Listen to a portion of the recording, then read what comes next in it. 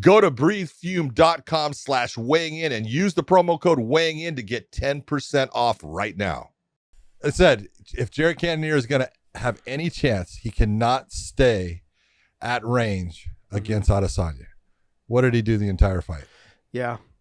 The only time he looked good is when he was putting Adesanya on his back foot and he was throwing combinations. He was coming forward and closing that space, taking away. You cannot allow Adesanya to have the range to kick. Limit his tools and limit his abilities to hurt you by. I can see those two. Let me crush this space and take away. Obviously, I have to think about the knee still, but I can take away these kicks, and you're taking away some of this guy's, arsenal, and you're putting yourself in a position where Cannonier's got power. He can land a good shot. He landed some good shots in that fight. Fifth round. He landed some good shots. There wasn't enough output for him to be able to, take and overcome what Izzy was doing. It just wasn't there. Tough dude. I love the way, he was trying the whole time. You could see, and he was in that, hey, almost that I can do this. I can do this. I can do this. He was kind of like telling himself. And then when you have that, you go, it's rough. It's a rough one because every time Izzy does something, you're like, ugh. He's gonna look back at this fight, John. He's gonna kick himself in the ass because he knows he could have done more. I think he could have. Especially when shape. he was in shape. But I think especially when he sees himself on TV, he's watching it back, going, I landed there, and I should have went a little bit further. Oh, I think he's gonna realize too. In that fifth round, he hit Izzy against the fence, and Izzy kind of stumbled a little bit. Whether he stumbled because his legs went weak or the fence got in the way, I couldn't tell. But regardless, he could have still pressured a little bit more to land some more combinations, and he sat back. Yeah. When you're down 4 rounds to none, or maybe whatever, maybe 1 3. round, I thought 3-1. I think I had it 3-1. I think I had it 4-1 overall. It's 3-1, but it was it was. But regardless, if in that 5th round, this is okay. I hit him. Let me try to touch him some more. You got to get after him, knowing look, at the end of the day, the L next to your name is still an L. Yeah. Doesn't matter what the L is. Maybe this side L. Anyways. Put up the other hand. It's the way I'm looking at it. Yeah, this nope. The way you're looking at it, this one? There you go. Okay, that's the way you're looking at it. There you go. You're doing good. Okay. You're an L. Good. So it was a little frustrating to watch because I felt like he could have done more. Izzy looked flat, didn't look great. He's looked better before. But look, this is one of those situations where he understands that Cannonier's got power. Cannonier could have just decided to let it all go and really put him on his back foot.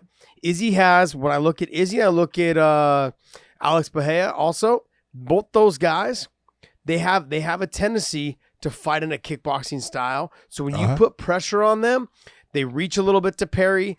Okay, they move their head sure a little bit offline, but the shots get through because of the little gloves.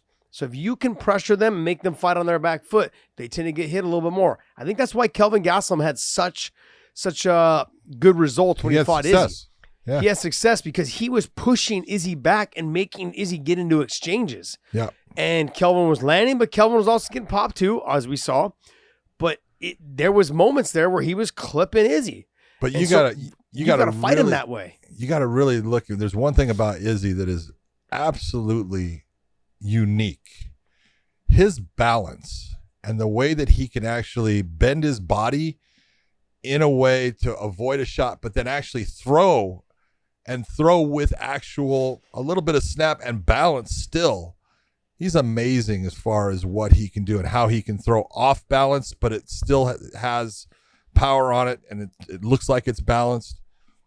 He's dangerous in the stand-up. He's dangerous everywhere, and you got to be careful. But I do think it's exactly like you're saying. You got to say, well, if I stay to the outside with this guy, he's got all the tools necessary to win the fight. You've got to mix it up and make it to where he's not comfortable. As soon as he's comfortable, you got problems. But he's going to run into the problem, though, trying to get away with that same type of technique against someone like Alex Pereira. He's going to run into a hard... Is it Pereira or Pereira? Is it Pereira? Anyways. Pereira. Who knows? Pereira. That's all the difference. Because, A I've heard traditional different ways. kickboxer is gonna find the timing and the rhythm of him dipping his head back or leaning back and attack the legs, or if he's not leaning back, he's gonna go ahead and start touching him to the body. Whatever it is, it's gonna make different. You're dealing with MMA guys like Cannonier and whoever else he's fought, and Kelvin Gastelum, who are they're basically strikers that learned how to strike. They didn't come up in a kickboxing background. They didn't come up fighting world-class level kickboxers. So they're grapplers who learn how to stand up. Like grapplers that learn how to stand up. So you got to give Izzy credit though. He's learned how to stuff takedowns. He's learned how to use his wide base to keep his hips wide and his legs wide so you can't lock your hands under the butt. He's learned how to do all those things. But Alex ain't gonna be trying to take him down. Nope. I don't want to say I'm leaning towards Alex. I'm leaning a little bit towards Alex, John. Well, let's be honest. Alex has 2 wins against Izzy. And no matter it doesn't matter what, the whole hype thing. And I heard Izzy saying, this is different. This is MMA. That was kickboxing, different guys, small gloves here. Yeah, small gloves here. And Alex is going to have a pair of those on too. Yeah. And here's the thing with Alex.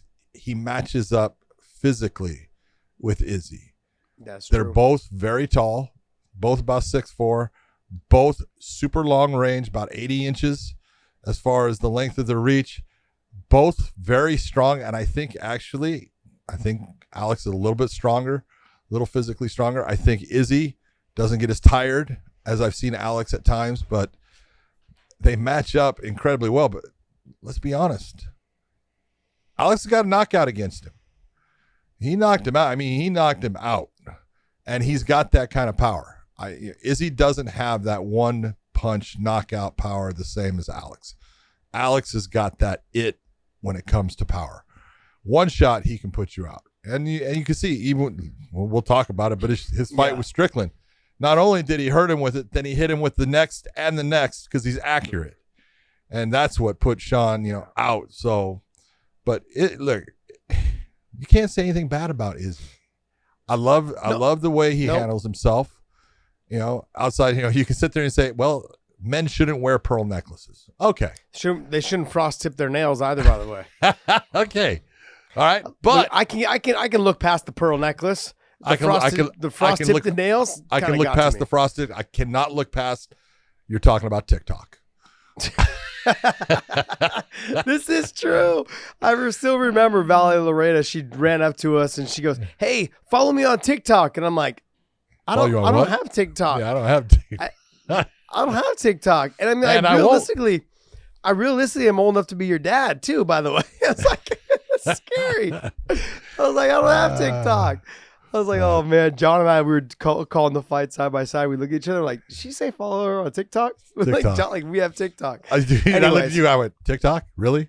Really? I said, that ain't happening. That's awesome. Yeah. It comes down to, I think with Izzy, I think he's extremely talented. I can't say enough good things about him. I love what he does in terms of building his brand, his entrance, the pearl necklace, whatever, the frosted tips, all of these things, TikTok. I mean, all anime, all of this stuff, I'm down with. I'm down to do whatever makes his career the best. I love the fact. Look, he's comfortable being him, and he doesn't care if you don't like what he does. He doesn't care about you don't like my frosted tips. I don't give a shit. You don't like my pearls. Too bad. You don't have to wear them. I'm wearing them, and that's the way it's supposed to be. And the one thing I will say off of the whole entire complexity of everything, he catches people's attention. Yeah. That walkout he did was basic. Awesome. It was as basic and simple as you could make something, but it spoke volumes about his idea of motivation and how to catch attention. And he's right. Dave, why? Look, he makes enough money. Why couldn't he hire the big fat guy that comes out with the Undertaker? He's the dead. Guy. No, I know, but hire someone that looks like him. Paul Bearer. Come on, dude. Yeah. Let's go. Get the Paul Bearer. What's that guy's name? Was it just Paul Bearer? Yeah. Dude, he could have asked. Hell, Vince McMahon was there. He could have asked Mark, the Undertaker, to come out there with him. The commission guy that was to his right kind of looked like the Paul Bearer guy. All you had to do was put some white makeup on him to make him a little bit more pale. The commission guy to the right looked just like it. The inspector looked like him a little bit. Had a little bit of that like black goatee look going. It was pretty funny. Go to mybookie.ag. Use that promo code WAYNEIN, and they'll give you additional spending cash with your first initial deposit. 100% agree.